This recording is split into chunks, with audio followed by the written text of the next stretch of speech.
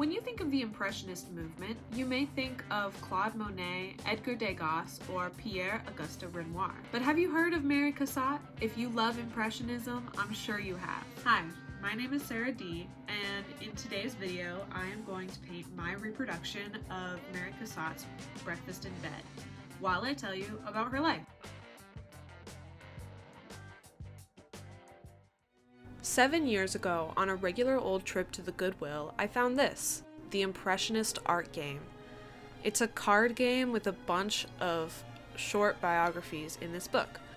I fell in love with Impressionism, and I fell in love with one piece in particular, titled Breakfast in Bed. On the description page for this piece, it says, "At a time when men's paintings of women and children focused primarily on their physical beauty, Cassatt painted them with the beauty that shines from within." And I feel like that truly encompasses what drew me to her most. Mary Cassatt was born in 1844 in Pennsylvania to a well-to-do family. She knew German and French, and even spoke French fluently most of her life, with an almost imperceptible American accent. In 1855, her family attended the Paris World's Fair, exposing her to painters such as Delacroix and Courbet. Imagine the effect that seeing such fantastic, emotive pieces would have on a young child. Though it's ironic how the movements and emotions in these pieces are quite a contrast to the quiet stillness of Cassatt's life works.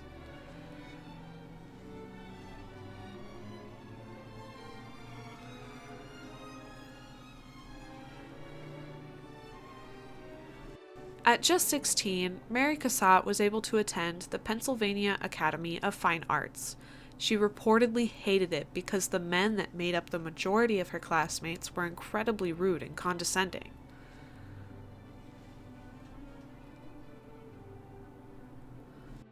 In 1866, at 22, Mary Cassatt moved to Paris to try her hand at a career. For 2 years, she studied and copied paintings diligently, building her skills in form and composition. Her skill, knowledge, and hard work paid off. In 1868, her piece A Mandolin Player was accepted into the Paris Salon, the place to submit your works, get visibility, and move forward on commission work.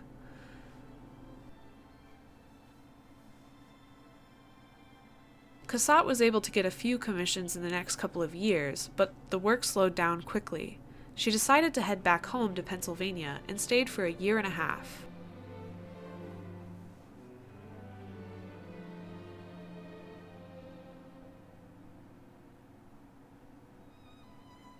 In 1871, Mary was commissioned to copy 2 works of Correggio in Parma, Italy, allowing her to continue her career in Europe.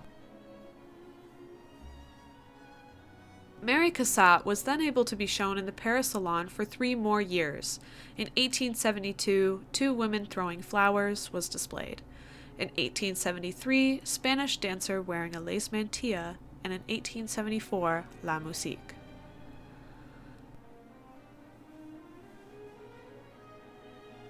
By 1875, painters such as Edgar Degas and Claude Monet, as well as Mary Cassatt herself, were publicly expressing disdain for the staunchness of the salon. Mary felt unbound by styles and didn't agree with the oversaturation of the salon, which disallowed new artists space to be seen. She was soon invited by Degas to show with his group of Impressionists. In 1878, Cassatt produced pieces to show at her first Impressionist exhibition, such as Little Girl in a Blue Armchair, Portrait of the Artist, and Reading Le Figaro. Her first exhibition with the Impressionists is known as the most successful exhibition. The Impressionists rode the wave of popularity and held 2 more exhibitions in 1880 and 81.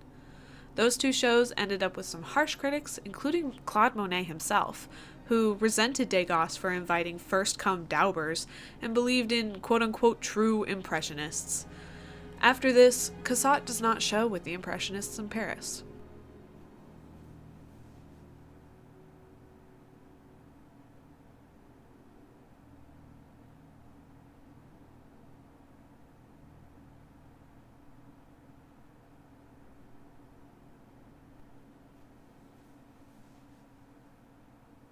In 1879, Mary Cassatt created that piece which drew me to her in the first place, Breakfast in Bed. The quiet stillness and the sleepy way the woman and child gaze into the distance depicts a moment stuck in time, a moment in domestic life that may invoke nostalgia in the viewer. This piece makes me appreciate the beauty in everyday moments, and in fact inspired me to create my own style.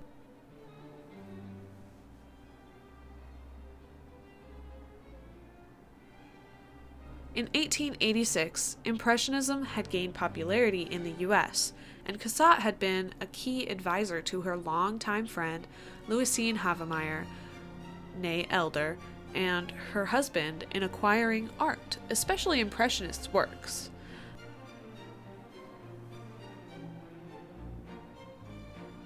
The Havemeyer's collection is now majoritively in the Metropolitan Museum, meaning that Mary Cassatt is a huge contributor to the accessibility of art in the modern age.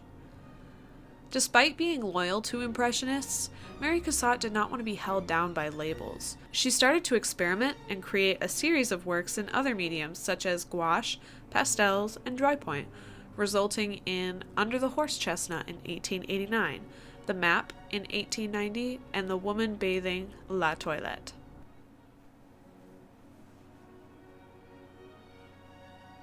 In 1891, at 41, she was invited to create a triptych for the World's Columbian Exposition. It was 12 feet by 58 feet, and panel 1 was titled Young Girls Pursuing Fame, panel 2 was titled Young Women Plucking the Fruits of Knowledge or Science, and panel 3 was titled The Arts, Music, and Dancing. This triptych was completed in 1893 and was rumored to be destroyed the same year after the exhibition. It is known as one of Mary Cassatt's lost works.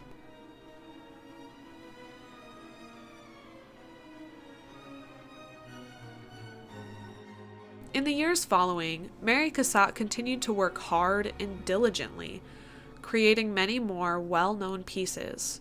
In 1904, Mary Cassatt was awarded the Légion d'honneur for her lifetime of artistic achievements. It was around this time that her vision became worse due to complications with diabetes.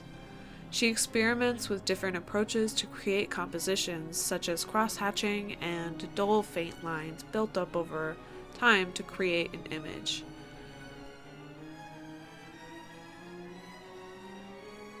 It was at this time that she started to primarily use pastels, as they did not require precise lines.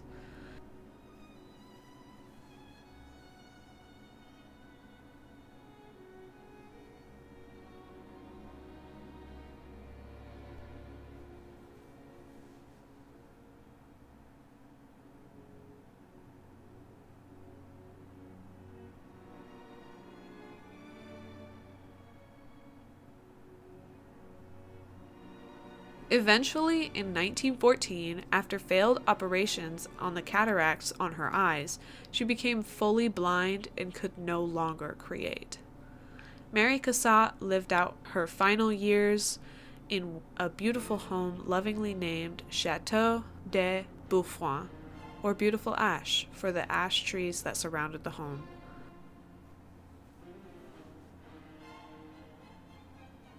Mary Cassatt passed away in 1926 in that beautiful home.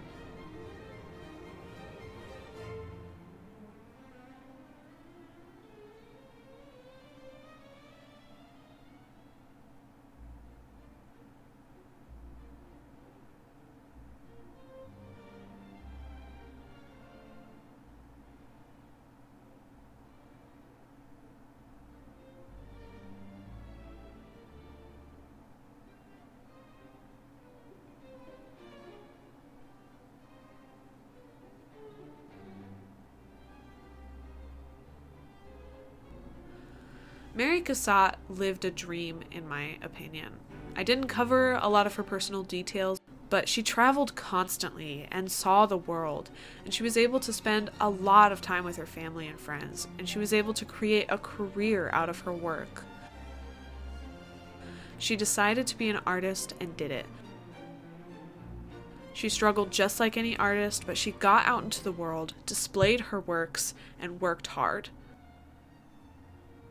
She found her ideal subject, practiced it, and she found her own unique style.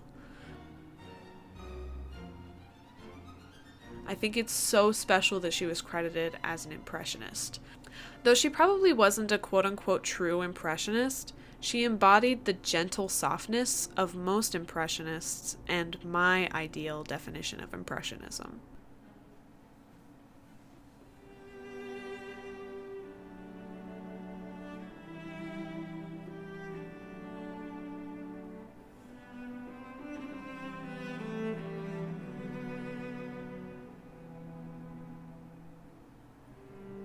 I had a lot of fun painting this reproduction.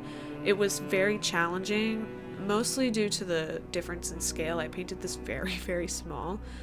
But I had so much fun building up the composition, building up the colors and definitions, and I feel like I learned a lot.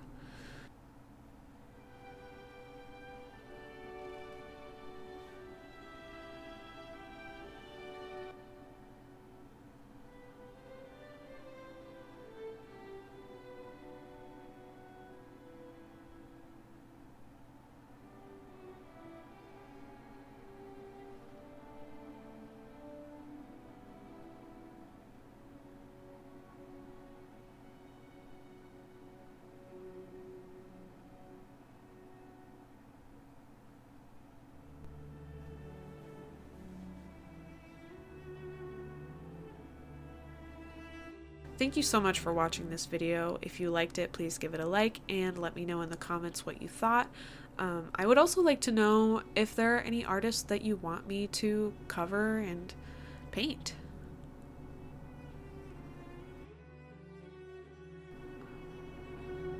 I'll see you next time. Bye.